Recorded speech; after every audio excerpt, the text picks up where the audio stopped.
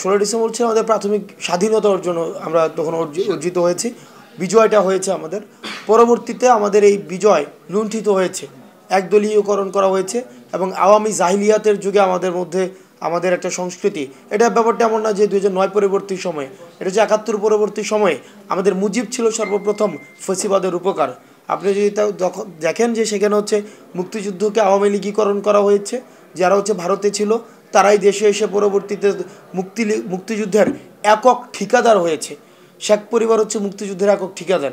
এই যে সার্বজনীন করতে না পারার কারণেই কিন্তু আমাদের 24-71 ব্যর্থ হওয়ার কারণেই কিন্তু আমাদের 24 আমাদের প্রবেশ করতে হয়েছে। আবার একটি দেশের মধ্যে দেশের মধ্যেই বহিঃশক্তির সাথে আমাদের যুদ্ধ করতে হয়েছে।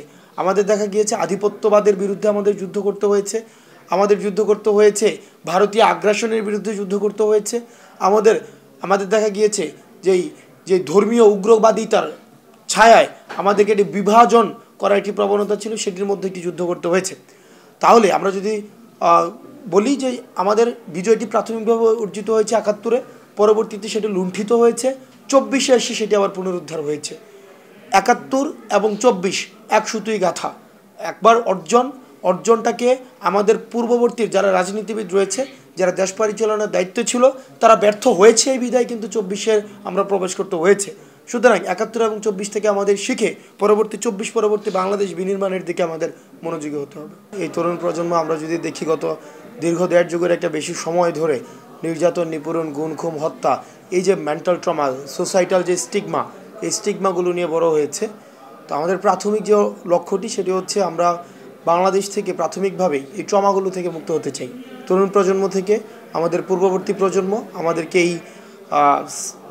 এক ধরনের ফেসিবাদী সংস্কৃতির মধ্য দিয়ে আমাদের মনস্তত্ত্ব গড়ে উঠেছে, আমাদের মানসিক বিকাশ হয়েছে, আমাদের প্রশাসনিক কাঠামো, বিচারিক কাঠামো, আমাদের পুলিশি কাঠামো, আমাদের শিক্ষা কাঠামো, এই সবগুলো কাঠামো হচ্ছে একটি ফেসিবাদ কাঠামোর মধ্য দিয়েই গড়ে উঠেছে।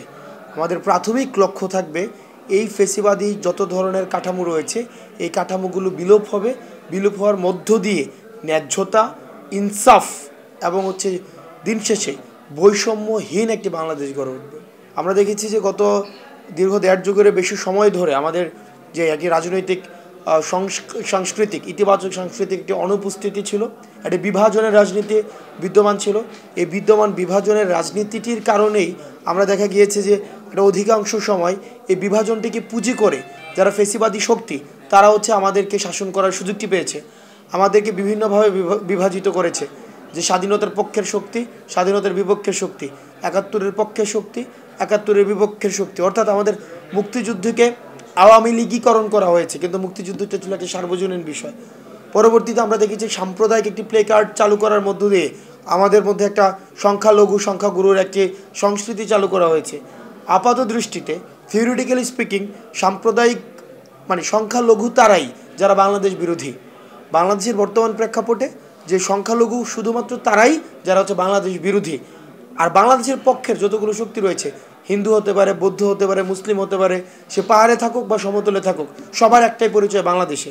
সুতরাং এই সংখ্যালঘু এবং হচ্ছে এই প্লে কার্ডটি চালু করার মধ্য দিয়ে মূলত যে বিভাজনের যেই সংস্কৃতিটি বছরের পর বছর ধরে চলে আসছে সেটিকে বিদ্যমান রাখার একটি অপপ্রয়াস। আমরা মনে করি এই বিভাজনের রাজনীতি থেকে যদি আমাদের উত্তরণ হয়, তখনই আমাদের এই ফেসিবাদ কাঠামো থেকে আমাদের সামগ্রিকভাবে আমাদের উত্তরণ সম্ভব। এলো খবরের কাগজ, নিখাত, নির্ভীক, নিরপেক্ষ।